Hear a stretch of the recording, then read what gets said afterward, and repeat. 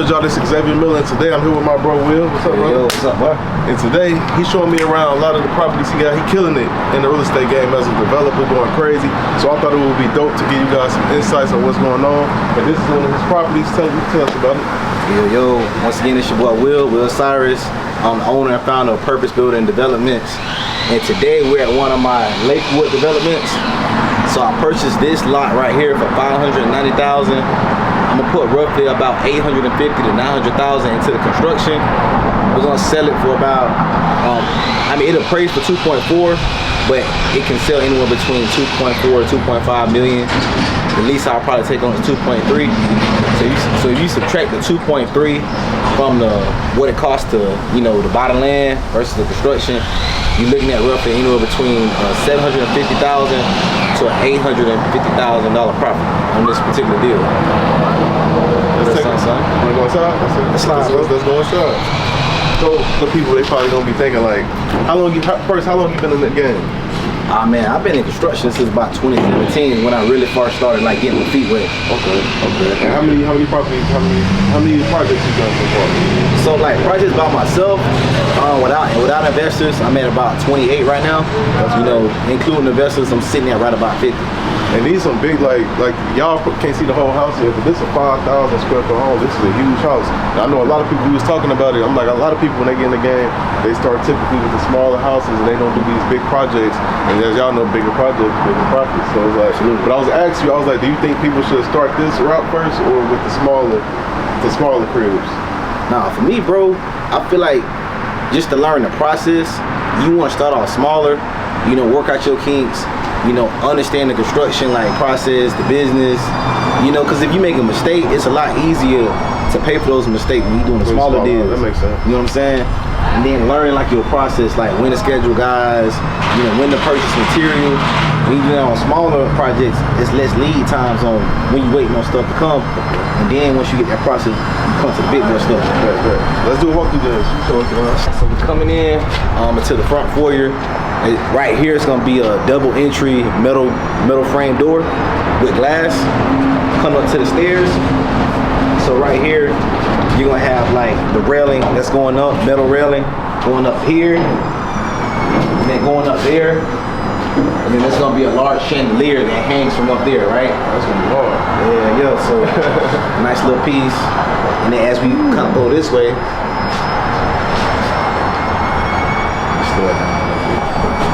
as we kind of go this way, we're going into our actual dining room.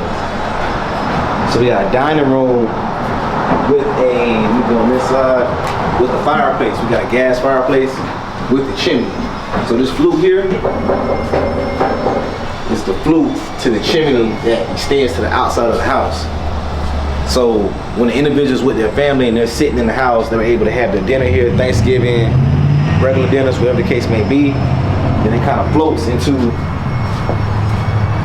I have to learn another way. I ain't think about that. So they kind of float into a butler's pantry. So here is where they kind of have their setup.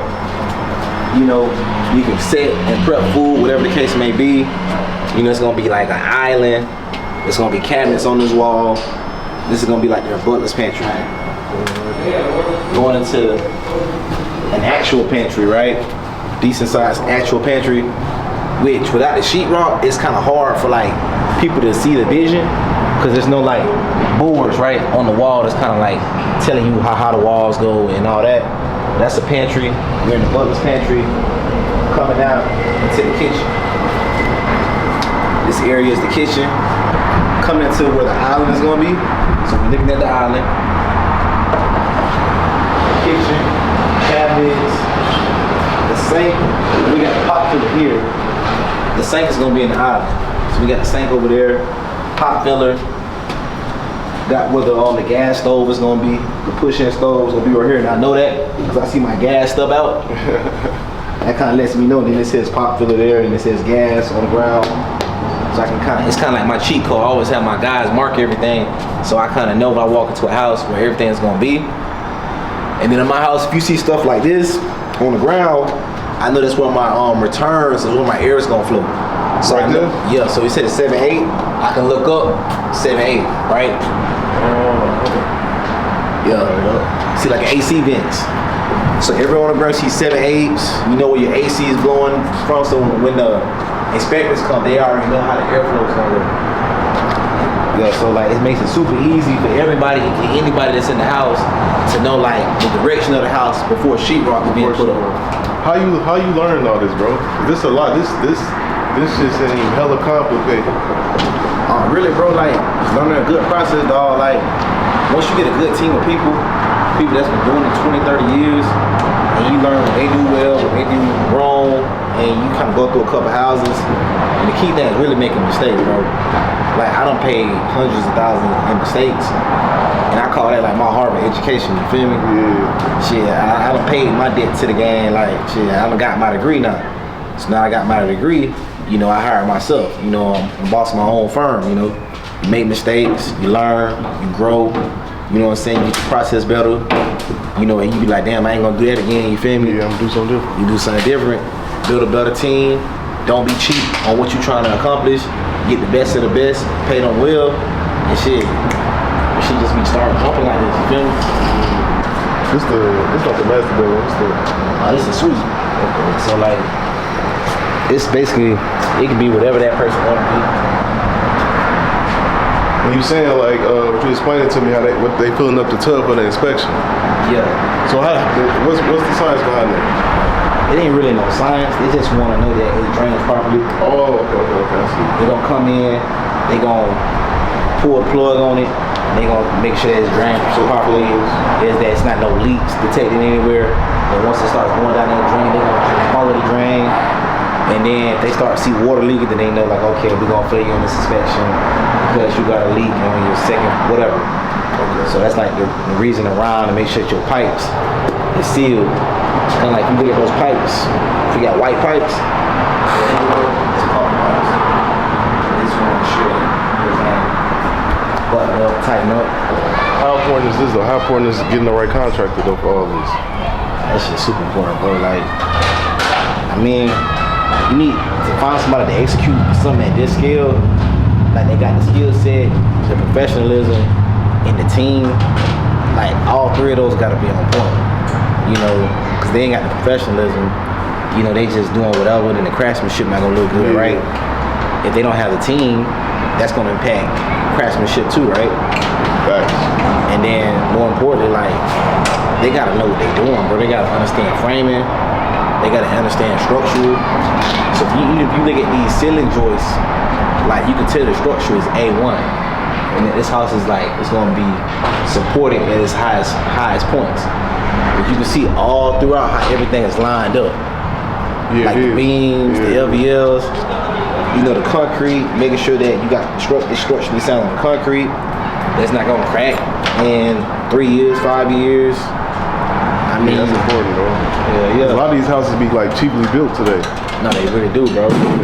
People be 18 months in having all kinds of, like you said, cracks and issues, foundational issues. So you ain't lying. Is it like when it comes to the planning and stuff though? Is you doing this yourself or how that work? So I work with my architect. So me, my realtor, and my architect, we sit down for about an hour and a half, you know, on a Zoom call. We map out this whole vision. So everything that you see in here, I mapped it out with my architect and my realtor. So my realtor, he was a former developer. Okay, so that helps. Yeah. So me and him on the phone with the architect, we're able to tell him like, hey, we need the beams to go this way. We're gonna put the kitchen here, sliding glass door there. Like I'm able to like talk to him like an architect. I understand the way of life, the way that he sees it. So when I'm telling him to do stuff, you know, I'm not wasting a bunch of time on the call because I already know what I want. Mm-hmm. Then my realtor, he'll come in and say, hey, Will, we might need to put, you know, like that suggestion right there, like their dining room when you first walk in with butler's pantry. The realtor suggested that. He was like, hey, Will, it'll be really cool to put that butler's pantry right where the dining room is. So when they leave the dining room, you know, if they're preparing food, they're getting food catered, maybe they have a maid, whatever, you know, person that's buying a $2.5 million house, they could have a maid, they could have a, you know, a nanny, whatever. It just makes sense from a flow perspective, flow from the kitchen to the dining room. That's something you said earlier though stuck out to me. You was like somebody being able to afford a house like this ain't they like first walk in the park, so everything gotta be like A1 on point. And I'm like, damn, I never really thought about that before. Like if you buying a $2-3 million house, then you just ain't starting here for real. Yeah, no, unless you just hit the lotto or some shit. Or just came up on a boatload of bread. But yeah, I'm like, I never really looked at it like that way before. So stuff do gotta be on point. But all your shit clean though, like all that, like the houses we say, so like they all like clean A1. They on top of it. Everything's symmetrical, bro. You can look at even like the HVAC. You don't see no crookedness in none of these pipes. Like, not the pipes, but the air vents. Like everything it flows the way it needs to flow. There's no imperfections. It goes the way it needs to go. Like even to the plumbing, like everything is sealed. You can look at your pipes, and you know that your pipes are sealed. Like, so those guys do a real good job. Wait, let me ask you this though. I think this is a good question. So somebody they in the same industry, right? What's the biggest mistakes you see people make, or something you see people overlook when they doing something like this, and they might be starting out? Man, it's so much stuff, bro. Man, damn, bro. Really, it really start with anything in life, bro. Like, you know, I always bring things back to like my faith walk. Like, what's your foundation like, right? Because if that's wrong, then everything else is gonna like can falter, right? Yep. In your personal life, in your business life, even like when you build a construction, if you don't get this part down pat, that's gonna cause you hundreds of thousands and possibly more in a lawsuit. Because these homeowners ain't playing with you. And in Texas, the substrate, when I say substrate, that means like the dirt, right? The ground, it shifts. Right, it can shift 1 inch, 2 inch, whatever the case may be, and you're gonna start seeing that in your baseboards. So it's super important to make sure that you like before you pour concrete, that you make sure that the dirt work is done right, and then you put your foundation. And that's a rookie mistake that even I made before. For real? Right, I made that mistake. So like you live and you learn. That's one mistake. Another mistake is like being cheap and just hiring like any kind of subs because they offer a better price. And then when you get ready to sell the house, right, and the homeowner's living in it for about 2 weeks, whatever, they start to notice the baseboards coming loose, damn cabinets flimsy. You know, like those little details. And that stuff I had to learn too. So I'm not picking on nobody for not knowing that. I'm just giving them the wealth of knowledge that I've attained over the years to build a quality product so that you can make, you know, sell these houses to these corporate executives, you know, these rich 100 millionaires, you know, net worth families, 200 million, and they walk into your house, they know like, okay, whoever this builder is, not knowing he is a black man, they did this right. Like, there's no way you can buy this house. You know what I'm saying? So anybody, right, that's looking to do this, because you did hella deals, anybody that's looking to get in the industry, or they already in the industry, but they starting off, like what's the best piece of advice you can give them? Really, bro, best piece of advice is to just build your team, bro. Make sure you got a solid quality team, contractors, to your finance people, which is like the lenders, okay, the banks, right? More importantly, like, you know, make sure you have a solid business plan. You know, like, cause if you don't have a business plan, great bankers, you gotta get a good lawyer too. You got a good lawyer, yeah, good contractors. Man, like, you're not gonna be able to stay in this business for long. So that's my biggest piece of advice I give somebody. You mentioned earlier, you talked about hard money. Is that a better route? Like, why go the hard money route when building a property? It just really depends, bro. Like, deal to deal, right? If you're building a smaller home, maybe you can do a bank, like a regular regionally or a local bank, right? Because it's a shorter build time, so you're not as pressed as it comes to like the interest that you gotta pay. Right. When you build these kinds of projects at this price point, like speed and efficiency is everything. So if I'm dealing with a small bank, if I need $150,000 draw, and it's taking me 2 weeks to get it, because they gotta send somebody out here to inspect it, and then that person takes 3 days to send it, and then it takes them another 6 days to send me my money. I'm wasting time that I could be like paying my guys to continue building. I do hard money, I may pay a little bit more in interest, but I save my time to get my money right then and there when I need it. So it's a matter of respect. I want to ask you this though, because I seen somebody else say this a while ago. They was like, the same amount of time it takes to make $1 million, the same amount of time it takes to make 10,000. And they was like, so what? He was like, my point is, people should just go out to bigger deals because it's all gonna take the same amount of time. So when you doing a property that's 5,000 square feet or something that's 1,500 square feet, is this harder or is this the same amount of time? I mean, once you learn the process, it's just as easy. So the only thing I would add to that is just like really learning the game, learning the process. And once you learn the process, whether it's a smaller deal or a bigger deal, it's all the same. Construction is construction. Right. Framing is framing. You know, we got sheetrock in the house. Sheetrock is sheetrock. Concrete is concrete. But where it gets tricky is the business side. That does changes significantly, right? Yeah, how you gonna approach the market, right? How you would sell a $300,000 house is not the same way as a $3 million, bro. Like, it's a way different marketing strategy. It's a way different way in which you have to set up signage, how you have to put certain, especially as an African American, you got to put certain things in place, right? How you do your LLC, you know, because people that are more sophisticated, that got more money, they gonna research you. Word. Yeah, a person buying a $300,000 house, they're not gonna put as much research as a person buying a $3 million house, bro. They want to know that building is A1. A1, and if they need to sue you, how the hell can I sue you? See what I'm saying? So like, yeah, it's a different business strategy. That's all important stuff to think about, bro. That's heavy though. Cause I feel like people probably overlook this stuff. Cause you know, everybody want to get in real estate as far as building, but people don't really talk about those aspects of it.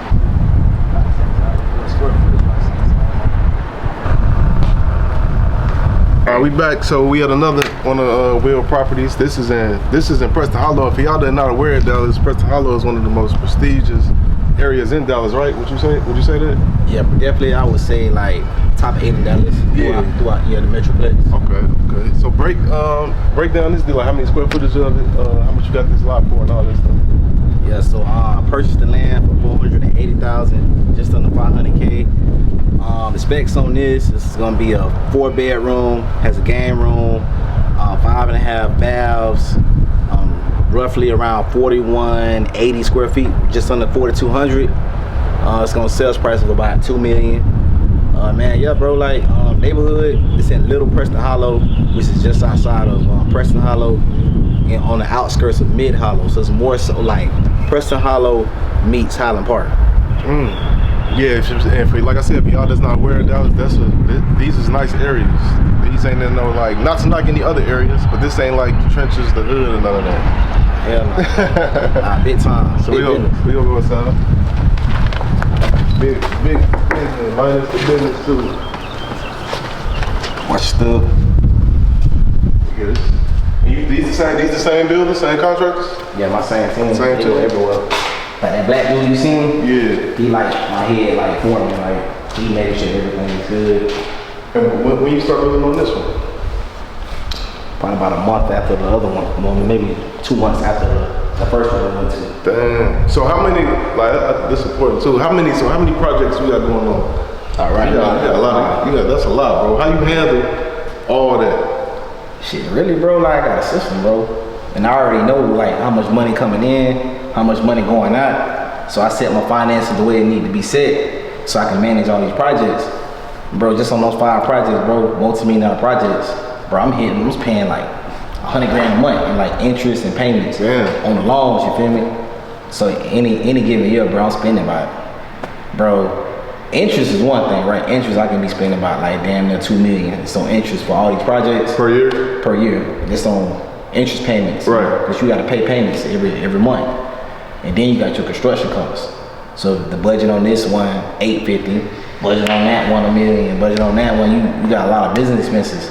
But your profits, what you make, you know, it's up there too. So everything kind of wash and balance itself out. You feel me? That's a lot. Yeah. It's stressful. I ain't gonna lie, it be stressful, bro. Especially like you out here dating, you know, you little chicks and shit. They be want to go on nice dates. You be like, hey baby, like shit, I know you want to go to Ruby Chris or whatever the case may be, but like shit, I gotta pay $100 grand this month. And she hit me with the goddamn, what's the girl from City Girls? JT? No, not JT. Carisha. She was like, you been working all day. I know you got it. You said these businesses hit different. They hit different. Hey, that's important to know though for people that's trying to get in this. They just think, cause like you said though, a lot of times people just talk about the money they gonna get at the end. Like, I made 500, I made $1 million. People don't really talk about that part of the money that they paying every single month to maintain. Nah, it's a lot, bro. No, it ain't no joke, bro. Like, cause the how it work, bro. I know we ain't gonna record everything. Right. Shit, you bought a lot for $500,000, right? It's like you bought a $500,000 house, right? How much your note gonna be in that motherfucker? On $500,000? Yeah. Depending on the interest, bro, but probably like 3-4. Yeah, so shit, you got a hard money loan with a 10% interest rate. Oh yeah, damn, So yeah. you're paying like 40, they call it 4,500, 5 bands. You ain't did nothing. You ain't threw a pebble on this motherfucker. You paying 5,000. Boom. And then as you start pulling money from your loan, your loan goes up till you fully draw it out. At the end, you paying like 11 grand, 12 grand. So that's how like it's so easy for me to be paying 100 grand if I got like 6 projects going at once. Then out of nowhere, I pull another 3 deals in. Boom, now I got 9 projects. Bro, before I knew, I'm like, damn, 10,000 here, 8,000 there, 12,000 on this one. You add that shit up, it's easy, bro. Any given time, be 70 to 120,000 a month. Like as you fully draw your loan, right? You see this how this shit damn done. Yeah. So I'm paying 10 bands. Like this shit ain't even done. I'm paying 10 bands in interest. So wrapping up, because we're going to do a whole Millionaire Mindset episode together. So let the people know, everybody that's watching, right, where they could find you at. They want to tap in with you, they want to learn from you, all this stuff. Alright, man, you can call me on Tyrone.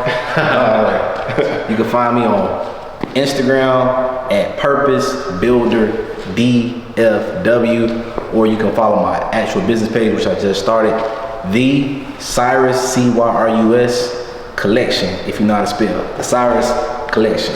And all that, y'all can look in the description. I'm gonna plug, bro, and all those things. Like I said, we're gonna do a full episode. We're gonna talk about this and a lot more, so y'all stay tuned. Appreciate y'all for tuning in. Peace. Peace.